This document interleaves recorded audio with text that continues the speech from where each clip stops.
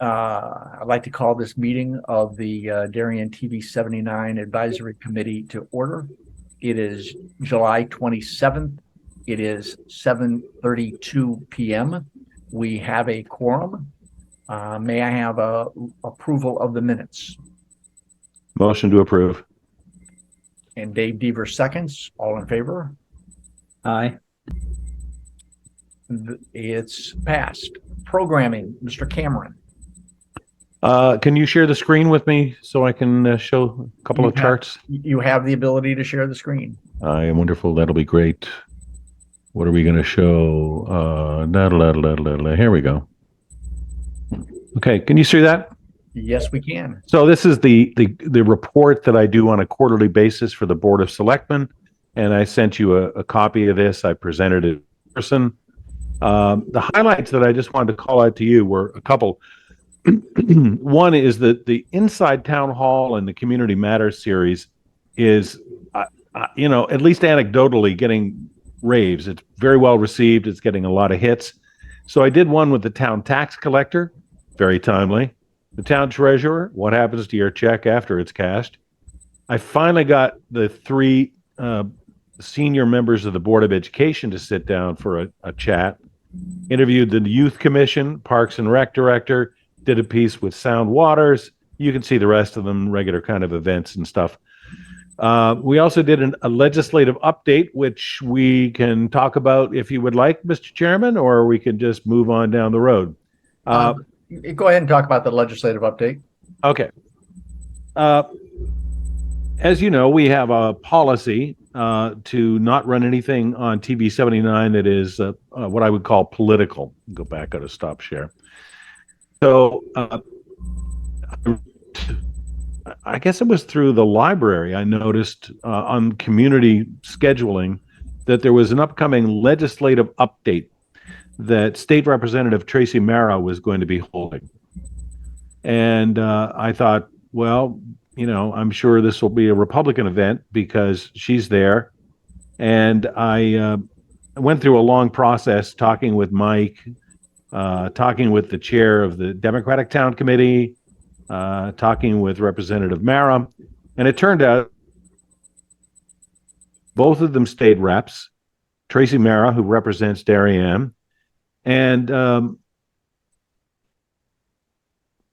Tom something or other, I apologize, from New Canaan. Is it Orion? Is it Orion? No, I'll think of it. I'll find it.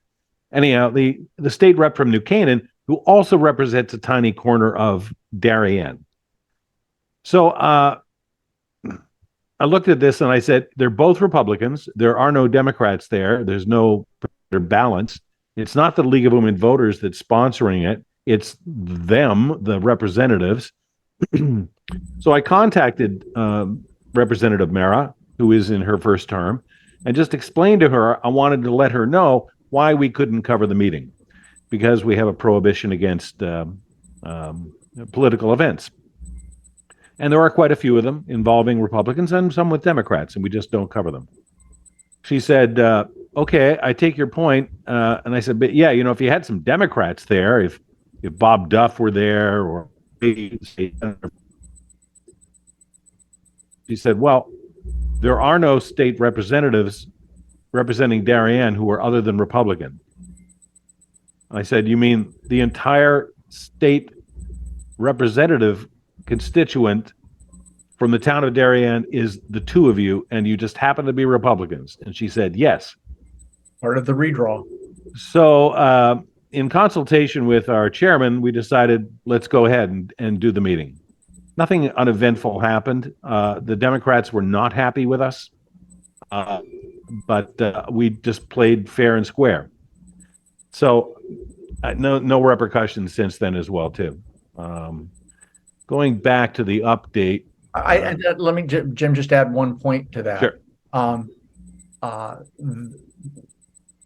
Representative Himes, so what was the one that was one day before the quiet period? the Democratic. Of Himes came to Darien and did one of his congressional update talks. But it was within the quiet period, which is because we're not in the quiet period yet. I'll remember for the next meeting, because we then got the library presentation of the Secretary of State, who is the friend of the Democratic Party. Right. And the issue with Tracy was it was being promoted by the Republican Town Committee, in terms of sending out emails to their constituency. And when Jim Himes appeared before the Darien Men's Association, and when the Secretary of State appeared with the League of Women Voters, and the library had it in its entirety, we notified the Democratic Town Committee that we were carrying both of those, but they chose not to promote it to their constituencies. I mean, the point I want to make is we are politically agnostic. We have to be holier than Caesar's wife, or whatever the analogy is, and we just have to be very careful about that. So I explained at the Board of Selectmen meeting, which was last week or the week before, that we are about to enter our quiet period. There is, I believe it's a 2-month period before an election, maybe it's 3, during which we only cover anybody who's running for office in the conduction of their normal business. So if John Zagrodzky who is reportedly running for first selectman, is at a Board of Selectmen meeting or at a Great Island meeting, and he testifies and says something, that's part of the process. If John Zagrodzky is doing a dinner talk at the Darien Men's Association, we would probably not cover that, because that's not part of the normal business activities of that candidate. So I just wanted to make sure both the DTC and the RTC understood that. Okay. We have purchased a very, I don't know, was it $59 Amazon Fire tablet for Mike to use on the Candow unit. So when we're doing another kind of hybrid meeting out of a room, he'll have a better keyboard to work with. That also leaves a fair amount of money in our upcoming Area 9 grant, which we can talk about under budget update. Staffing is okay. I'm about to lose 2 of our best people, Brianna and Omari. They're moving on. They're graduated from NCC. They're going up to Quinnipiac. So I am looking for some new trainees from NCC as soon as the semester gets going, and I've been in touch with the prof. The Vimeo viewership looks about the same. I mean, it continues to be good, pretty strong. The top-rated shows, obviously, still Board of Selectmen, P&Z, Parks and Rec. We've had some doozies in the last week. Facebook similarly shows, viewership patterns as well, too. But the funny thing about Facebook, which was caught by one of the members of the Board of Selectmen, and I was asked about it, is where are our viewers? Well, according to Facebook, 60% of them are in Phnom Penh, Cambodia. 1.3% in another Cambodian place, Tra Vien, which sounds like Vietnam, Ho Chi Minh City, Bangkok, Sok Trang, Kuala Lumpur, and I think that's number 8 or 9 on the list is Darien, Connecticut. So the selectman asked me, is there any explanation for this? And I said, barring the opportunity that some educator in Cambodia may be using our station as an example of small-town American democracy and is assigning people to watch meetings, I have no explanation. They did ask, is this a pattern that other stations have had? And I asked the other members of Area 9 if they have had this sort of thing. None of them stream as to Facebook and have had that experience. So I don't know. I just don't. Another reason not to trust Facebook and its stats. Okay. But the amount of advertising dollars that are sold against that of quote traffic, but that they don't necessarily look where the traffic is coming from. Yeah. Um, Well, those could be bots just sitting there pinging away, you know, bring up pings that feeder farms, if we were ad server supported, farms. if we were ad supported, Yeah. and a advertiser would have to pay based on that traffic. Yeah. Wish that were so. Any questions about the programming update? Do any of you watch these programs? Do you tune in from time to time and add to our cume? Yes. How is YouTube counted? Because I'll say that's a lot of the Board of Ed stuff that I watch is just through YouTube. Board of Ed viewership on YouTube is immense. It's huge. Yeah, and it shows still the same, just a different listing of cities. I sent the one that I sent Jim literally had Darien fifth on the list, but it wasn't foreign. It was people watching in New York City and whatever. Well, that's I said not everybody can't be. We had the most viewing. I did a spot check to look at the numbers, and our most viewing was in Massachusetts. Now I find that hard to believe. Cape Cod. That many people, but there was zero in Darien. Well, but I said there's nobody left in town. But that doesn't make sense. Whoa. But that doesn't make sense. I know. I'm just a little distrustful of some of these numbers, but I'm very distrustful of the. But we do stream to YouTube every night, and often before I've had a chance to edit a meeting, some high-ranking official will contact me and say, "Where's the thus and such meeting from last night?" And I said, "Well, it's in the Vimeo, and it needs to get crunched, and it's being processed, etc." And I said, "But I can send you to the YouTube archive, and if you start watching about 3 hours and 10 minutes from the start of the recording at 4:30, you will see said meeting in its entirety. You can stop it, you can start it." So it's very useful. The other surprise is, and this was working several months ago and then disappeared, our live stream is back on Twitter. If you go to Twitter and go to @DarienTV79, there is a live stream of everything that we're sending out from 4:30 until midnight, and archived back 2 or 3 days too. I didn't turn it off. I didn't turn it back on, but it's there. So as I said to Cecil last night, if you want to watch TV79, you can do it on everything except your toaster right now. We're on every imaginable platform except string and tin can. So we'll see when we're going to change the branding of the little blue bird to X.com. XXX.com. We're now available on X.com. Yeah, do we need to be like 79S? Now streaming instead of television. Sounds like a Mexican radio station. I'm sorry,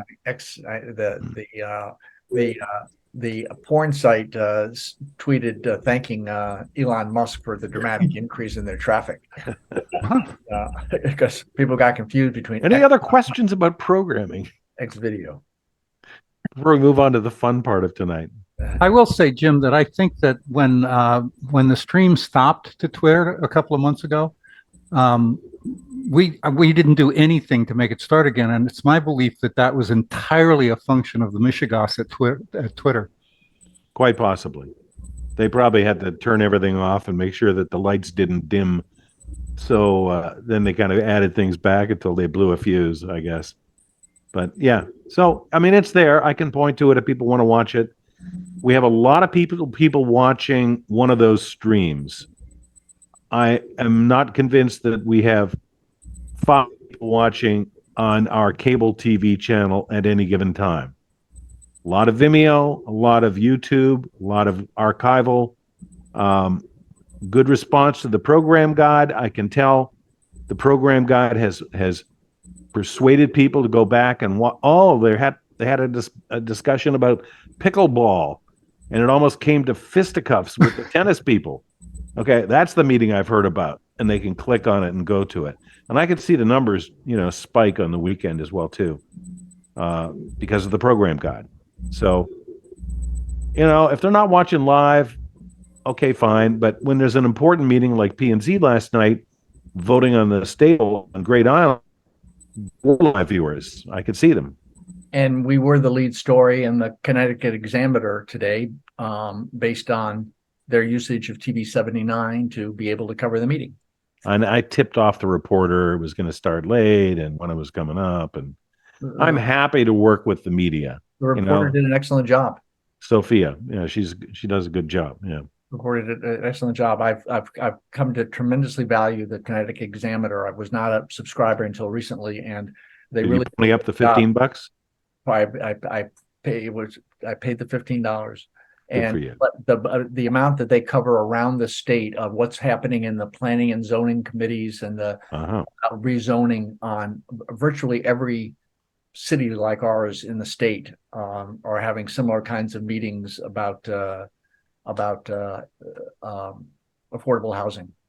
And they have the single best reporter in Stamford, Angela Corella, who retired from the Stanford Advocate, was bought out, has come back from retirement, and is breaking stories left and right, kicking you know what and taking names. And they made it easy.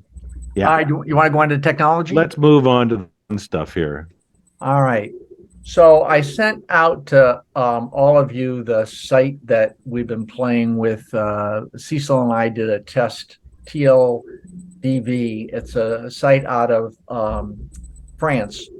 And they give you, as you might have seen, I saw a couple of you signed in. You can get a fairly accurate transcript.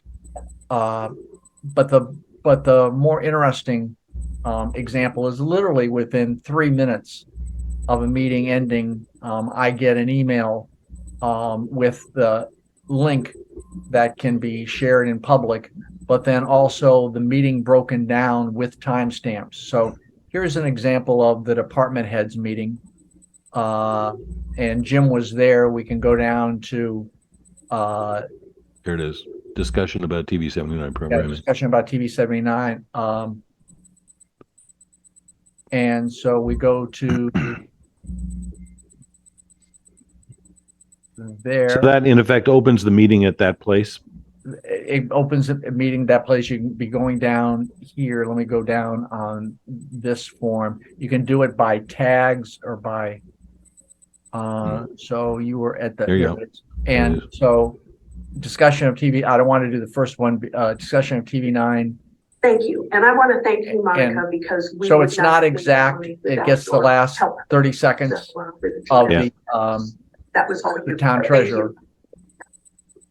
Great work, John. Any questions for John? Thanks, John. Next we have Jim. Well, they loved my voice. Did you hear what they said here when I came out? Yeah, your radio voice. Yeah. Good morning. Jim Cameron, TV79, at your service. Great voice. Every time I hear it, I think that. It's interesting that they didn't choose to focus on the great voice. Okay, you can stop it then. And then you talked about the Facebook. Yep. You talked about Facebook. And here's where the viewers. They saw. And I just wanted that. Are these like bots watching our programming, or what is this? Well, in the quarterly report, A lot of interest in Southeast Asia on us. these are Facebook viewers by region, location of the viewers. And I actually bet that somebody on the board was actually going to be smart enough to ask this question. Apparently, 60% of our you want to viewers just are mute that? There we go. Cambodia. Hold Watching. on, now I got it. Wait, hold on. I forgot to turn it off. Hold on. 673 hours of our programming. The second on the list is another Cambodian city, and then Vietnam. All right, so that's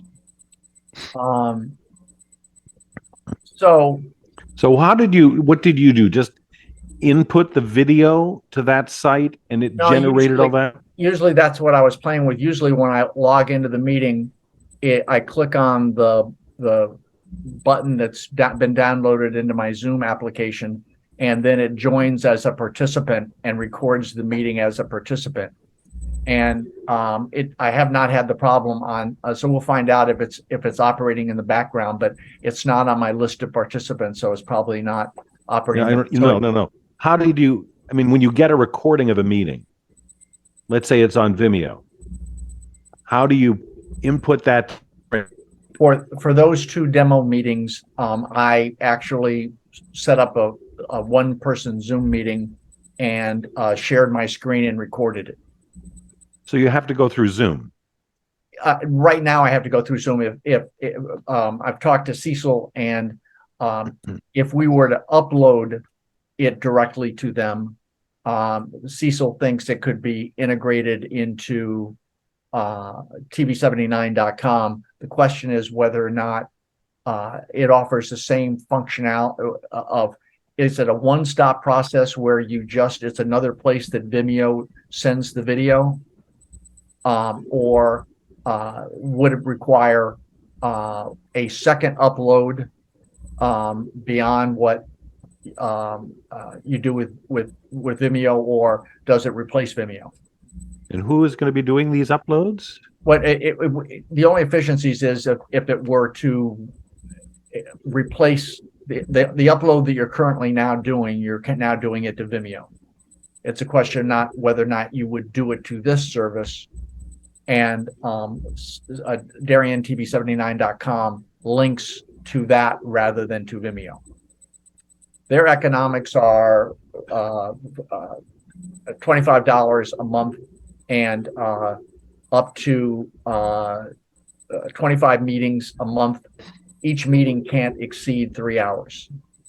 And if you ever cancel, you have the ability to download all your meetings. Okay, the cost is not the issue. It's the functionality and the workflow that would be involved with this. But I'd like to add, could you show us that summary transcript again? Yeah.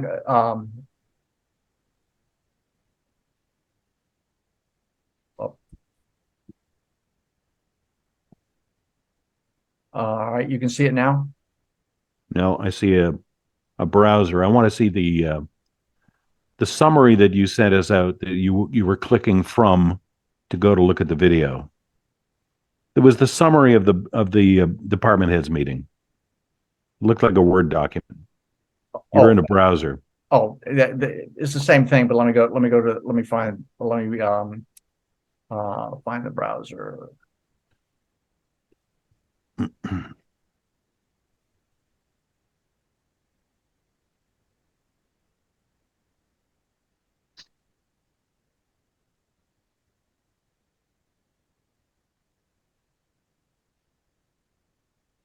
Okay. So that's the summary of the meeting. Yeah, that same summary is on the screen that I showed you. It's just right. Layout is different. Not as clean looking as well too. Question: how do we know this is accurate? Well, that's what you have to go through it. No, hold. I mean, you have to go through it. You keep talking about going through things, and no one seems to be acknowledging they're going to be responsible for this. And it ain't me, babe. I'm maxed out. So inventing ideas without a person to enact them, please. But let me go back to the question. If we're going to be using this technology on meetings that we have not seen or not attended, how do we know it's accurate? All right, so 2 things, and what the purpose of the discussion is tonight. And that is this a solution in search of a problem? Are these summaries of value? Second, if our responsibility is to continue to look for new ways to engage our viewers, just like going on demand was, just like adding playlists were, just like adding timestamps were, we need to be looking at what artificial intelligence is going to be offering in order. Do you still want to watch this, or can I take it off? No, I'll leave it up there, please, just for a second.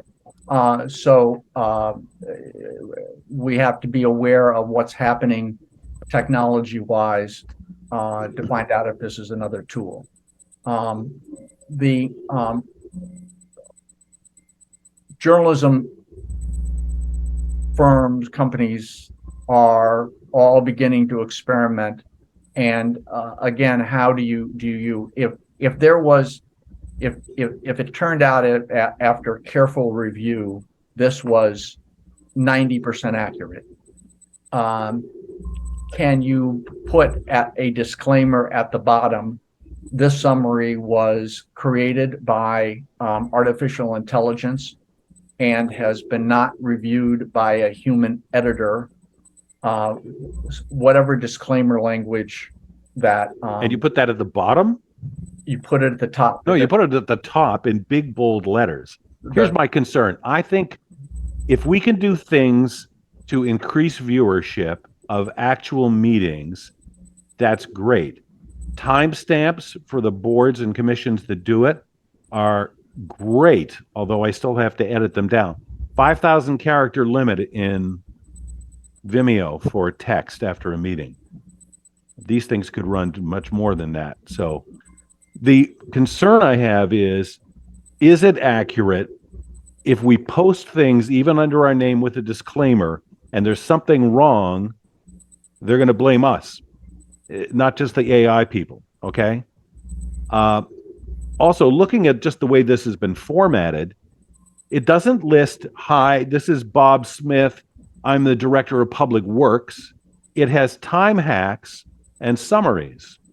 If you were looking at the agenda of the meeting, it would have a list of the participants, and you know who they were. There are no names that have been generated on this as to who made these comments or what departments they were from. There are a couple of references to departments and things. So I don't think this is as useful as timestamps would be. Did I suggest at any point in time that we introduce this tomorrow on TV79? No, you asked for feedback on those two questions, and I'm giving it to you, Mr. Chairman. The interesting feedback is whether or not there's value to the viewers, and that's why I ask all of you to look at it as a viewer, or is this a solution looking for a problem? Keith, Carrie, you had a chance to look at it. What was your reaction to it? Is Carrie still there? Gary just turned the camera on. Oh, You're yeah. on mute. You're on mute, Carrie.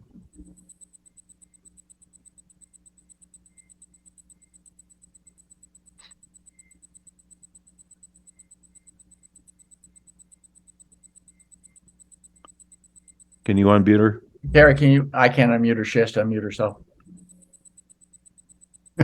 While she's looking to. Where's the DGA when you need them? Cecil, why Carrie's looking to unmute. Cecil, you saw it and played with it in the test meeting that you had. How did you view it as a viewer? Well, go ahead then. Go ahead, Carrie. Go ahead, Carrie. Yeah, she froze. She froze. She's on Wi-Fi.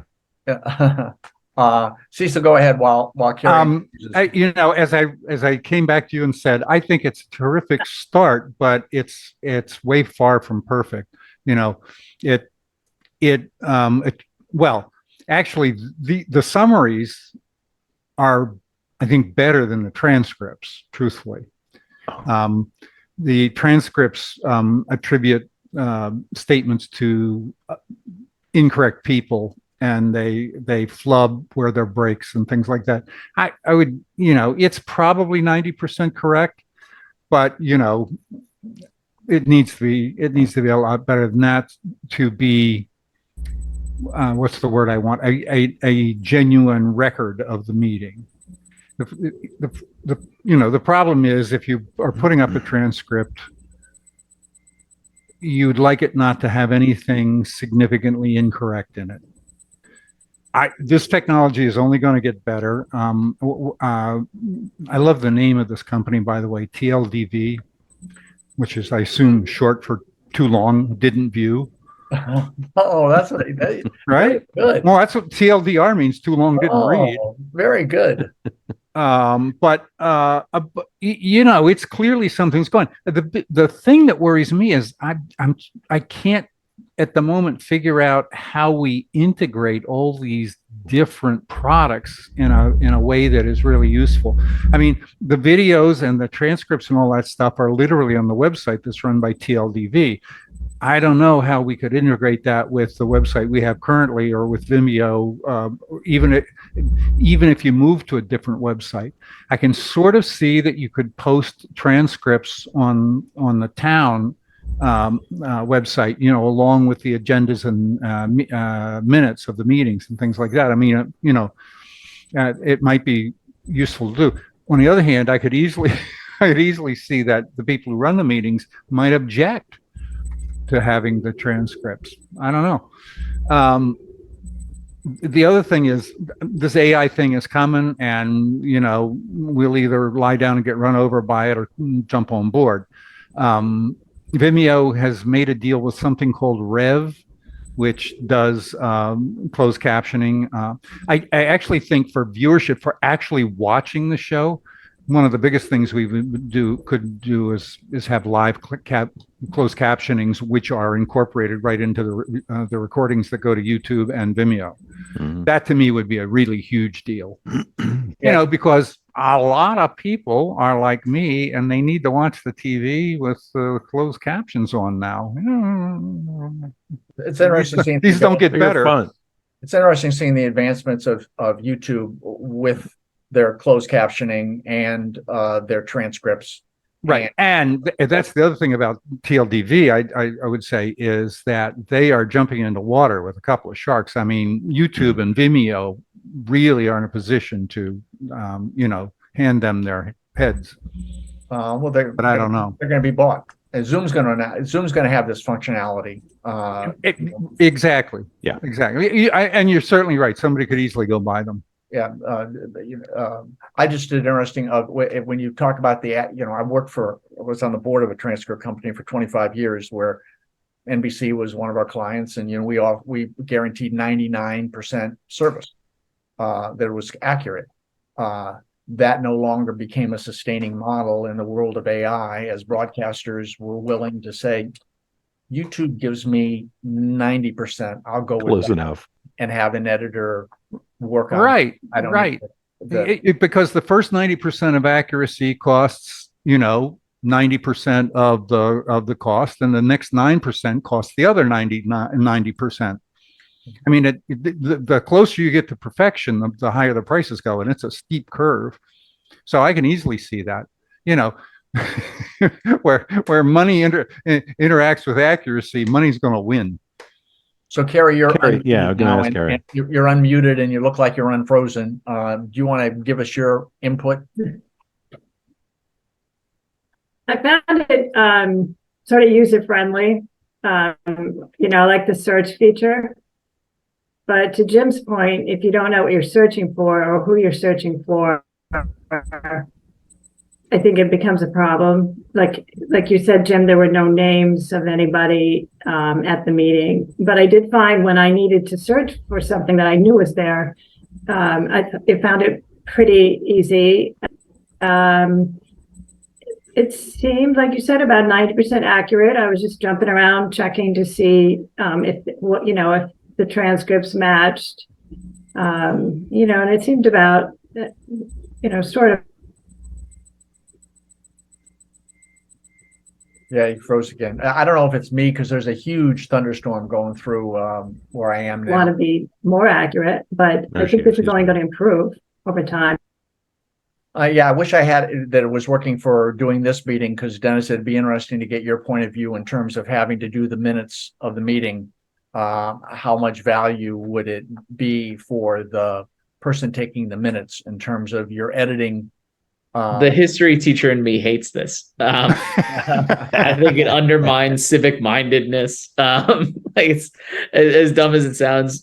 Now, closed captioning transcription services, I'm all for, because you can kind of say, hey, those have errors. We understand that, and being more accessible is understandable. But summarizing, I'd like the board to say what they think were the important moments of the meeting rather than just every pre-generated time. And who knows, in time, maybe the resource will get better.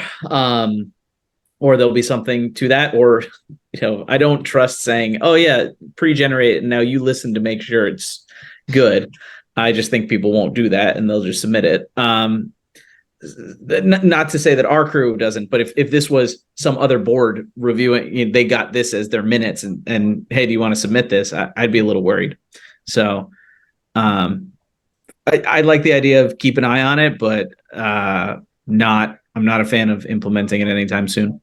I'm going to do a couple of demos. I've talked to Jack Davis about it because he does all of his meetings that will now be on Zoom rather than go to meeting, and just see how it does on a meeting that's as complicated as the F&B meetings are, and see what and have him take a look at saying, yeah, I'd like to see my committee member. This would be of no value, some value, a lot of value to my committee members who weren't here, or to a meeting that was TLDV of another commission or committee. But how could he, as chairman of a committee, recommend to members of his own committee who did not attend a meeting, read this summary? No, watch the video. You weren't there in person. Watch the video. It's like a teacher telling you not to read the book, but read the Spark Notes. So that suggests we should not have any timestamps, because no, that's not what it suggests, because the timestamps indicate directly where in the agenda that item came up. That's their agenda. It's not our summary. It's not our paraphrase. Click on the link and watch the meeting. Isn't that what we're trying to get people to do? we're trying to be engaged in civics, and this is our product. We're not a newspaper. We're creating videos. We're covering, for historical purposes, meetings of small committees, and I think to try and, until the technology is better, to try and summarize them and offer that up in lieu of attending the meeting. You can watch it at 1.5 to 2 times the speed on Vimeo if it's too long to watch. You can on every platform. You can do it on. You can set much more on YouTube. I think that. Well, okay. I'm blabbing too much here. That you got 2 other committee members. Ask them. It's interesting. You don't have objections to closed captioning. No, I don't. Closed captioning. If it's something people can turn on and off on their end, as opposed to feeding it that way, is there a way of doing that? This would be fed. This would be available after. Oh, on replay after the meeting. It has no role during the meeting while it's happening. The thing about closed captioning, Mike, is that you are watching the video to see the closed captioning, so you can more or less hear what's going on. If there are really any serious errors, it's much less likely to lead to misconstruction. It's like watching the Netflix special with Jim Gaffigan on Prime last night. We kept the captions on because sometimes I can read better than what I can hear him saying. But there was no doubt that what the captions were accurate. So optional captioning, bring it on. That would take care of anybody who hit us up with an ADA complaint, like they chased after the Board of Ed for years. Dave Deaver, you have any opinions? You might want to get a little closer to your microphone. Deaver, your microphone. Get close to the microphone. Come on, you're on TV.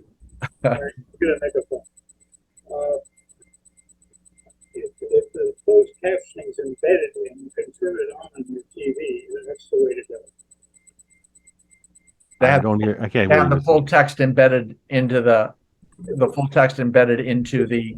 We used to live on line 22. I don't know where it is now.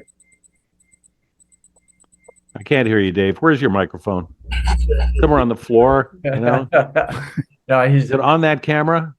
That camera. There it is. No, it's not there. You said something about being able to embed it into the Right. YouTube does that where you can follow the transcript right along with the broadcast. Right. But you turn it on with your set. Basically, you don't have to have it on your screen if you don't want it. Correct. Right. Absolutely. Yeah. Right. Yeah. You don't have to have closed caption. If it'll do it where it's in, not in the apparent video unless you request it. Yeah. So so it's something you've requested that you feel like it will add to your viewing of the video. Dave, I'm buying you a headset. Okay. This is a broadcasting organization here. Robert, Couldn't hear you. Robert, yeah, Robert, do you please. have any points of view? Unmute. There you go. There you go. No, I like the captioning also. I don't really trust the AI summaries yet. I'd have to see more of it. It's going to be interesting to see how it evolves. It's come farther in the last 6 months than it done in the previous 6 years. So Wow. who knows what the next? But Jim brings up interesting issues of it doesn't have the ability to identify the speaker. But since I do the Darien Men's Association meetings, we won't post this, but I will record it so that the person who has to write the summary of what the speaker said, it doesn't provide any value to the person who has that responsibility. If it's not, I won't do it. If it helps save that person's time because the person's talked for 2.5 hours and they want to reduce it to 250 words, that might be a way to skim through to find out, what were the highlights that were said. I think the person that writes those summaries, which are excellent, by the way, really enjoys the journalism in doing it. I don't think they're pressed for time where they feel they could be a little more efficient by having AI do it. I think they enjoy doing it as well too. I'm sorry, Bob, I didn't mean to cut you off. No, that's okay. I was just thinking eventually the voice recognition will identify who's speaking and what they're saying. And I'm sure that'll be coming up probably in the next couple months. Well, that's the nice thing about the GoToMeeting and maybe one of the other platforms. It knows who the people that are speaking are because they know the login name of how they joined that particular meeting, as opposed to just trying to recognize their voice.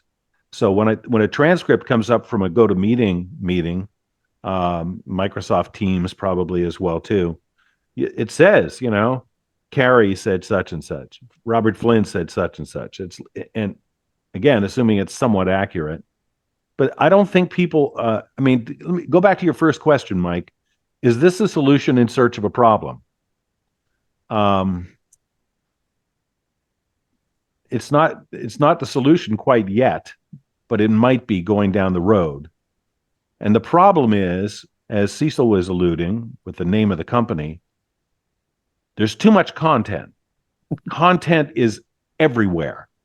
And we're trying to get people who are inundated with content in their daily lives to stop and care enough about the operation of their town government and give them a reason or an ability to access that. And we're C-SPAN. We're not the Washington Post or the Washington Times. Well, we're C-SPAN. There's no journalism in this. No, I'm just implying that if I was Sophia Muse from the Connecticut Examiner covering one of these meetings, I would almost trust her summary of the meeting as being more accurate than some of the transcript stuff that you've been getting from the French so far. Sure, I hope so, because it's human interdicted. Right. But what we're trying to do is, we're trying to get people a way of accessing content and catching them with a timestamp on an agenda on an item they might be interested in. Yeah, do I want to watch the whole P&Z meeting, or do I want to just watch the debate about the stable? Oh, that didn't start until 90 minutes in. Wow, thank you. That just saved me 90 minutes of my life trying to find the discussion in that long meeting that I was interested in. That's useful. So and then we'll move on. But let me point to a 3-hour Board of Education meeting where the timestamps aren't there for a week. And Yeah. there, if you had a summary to skim through of, oh, this is where they're talking about this, and go again. This application is primarily designed for people in business who there's a 90-minute conference call that either they want to be taking notes and with timestamps so they know exactly when in the meeting the point is that they want to remember or to bring up, or they couldn't go to the meeting and say, I got 20 minutes. I can skim through reading the discussion topic. And if you read through what I sent out of both the Board of Finance and the department heads, you get a pretty good summary of what happened in 2.5 hours at the department heads meeting, and a pretty good summary about what happened in an hour and a half at the Board of Finance meeting that you can consume in 20 minutes or less. So, But you didn't watch the whole meeting, so you didn't hear exactly what it was John Zagrodzky said to Cecil Wade, and that's the meat of the motion. I mean, that's what you watch these things for. I'm sure you didn't read many Cliff books then growing up. No, I did not. I was a good boy. I did all my homework, Mike. These are the Cliff notes for the digital generation. This is TV79 for dummies. No, I don't mean no, that's not. No, not dummies. No insult meant. Yeah. But I hope you will continue to investigate this. By the way, Dave, I have invited Mike, who is now joining us on the Area 9 Cable Council as a representative. We now have 3 from Darien. Mike is joining us. I've already got Mike signed up to do a presentation on this very AI topic at the first meeting of the Area 9 Cable Council. And so this is just bite the my tongue. Wait, maybe we'll record that. We'll be recording it, so you'll be able to see the second round in this in this debate. Mind you, these are stations that barely have any programming, let alone are doing summaries of meetings. So see how it goes over. All right. So hey, Mike. Yes. Mike, I really think you should submit this video to TLDV and then send the results to Jim.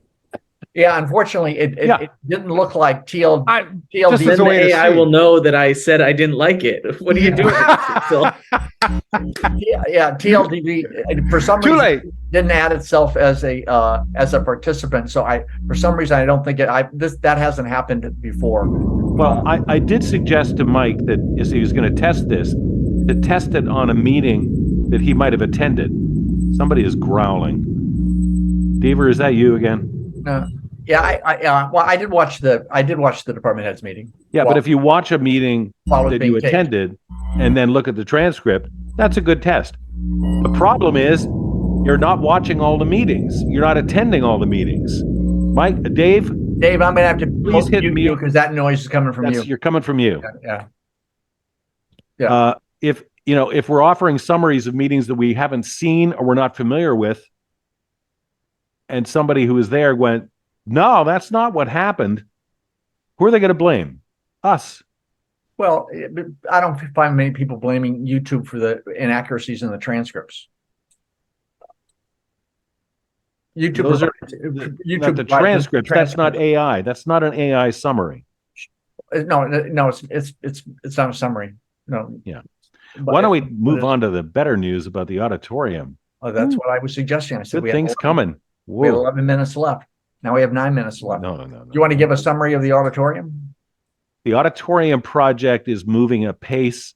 The town hired 2 professionals, one of them Jeff DeMeo, to write up the specs for us of what it is we wanted. They have been fabulous to work with.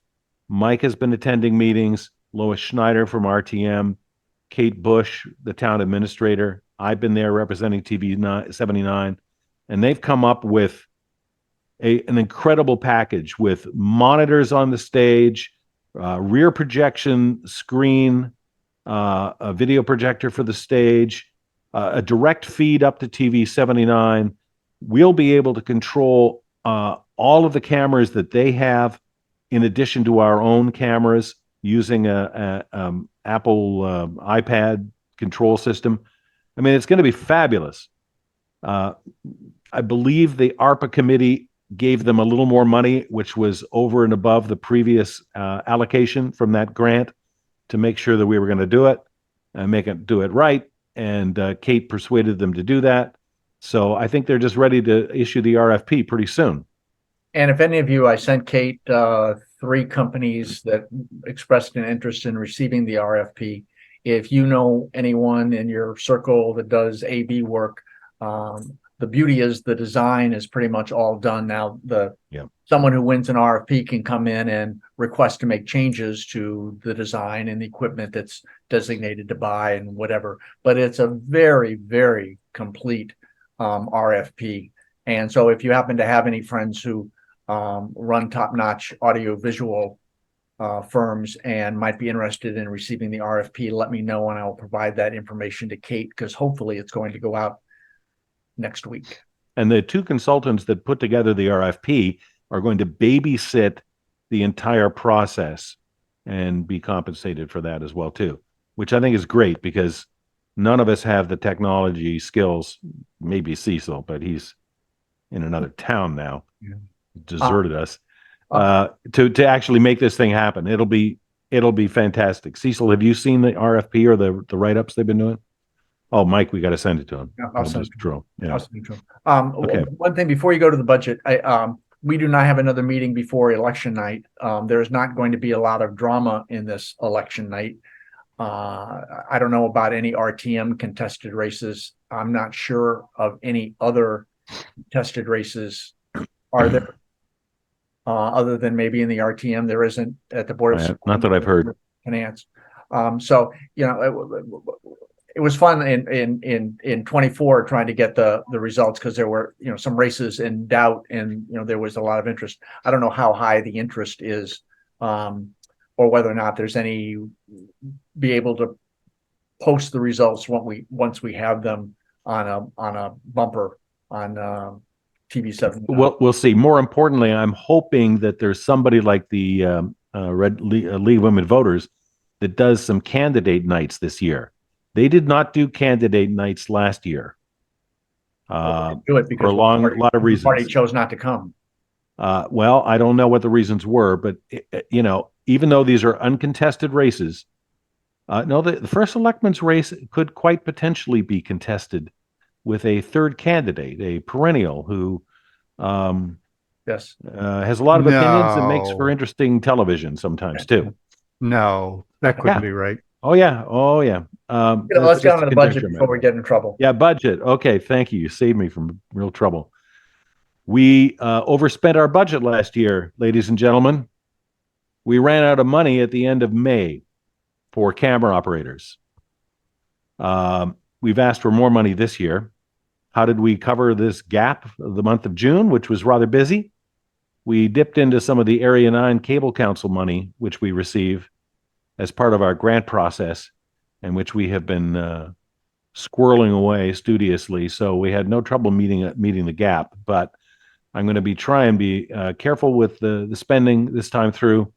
A couple of things caught up with us earlier in the spring, and we just, as I say, we're tapped out. Dave and Mike and I will be going in front of the Area 9 Cable Council. Well, we have a $6,500 grant, of which we've only spent like $200 so far on the gear that we bought. Out of that 6,500, 3,000 can be used for operations. If you have any technology ideas that you think the station could benefit from, please let me know so we can get a proposal and see if that's something we want to buy. I don't like buying toys just for the sake of having toys. We got a lot of toys. What we need to do is create programming. So if you've got some technology that'll make the programming easier or better, let me know, please. That's it. Well, we can't do any new business because this is a special meeting, because we had to postpone the one before, so we can't add any new items at this point. So we'll see you again. Motion to adjourn. And so do I hear a motion to adjourn? You do. Dave Deaver, second. Robert, thirds. Thank you all very much. Have a wonderful summer. Cecil, I'll make sure you get a copy of the RFP. Thank you. Thanks. Thanks very See ya. much. See you later. Bye. Bye, everybody. Thanks.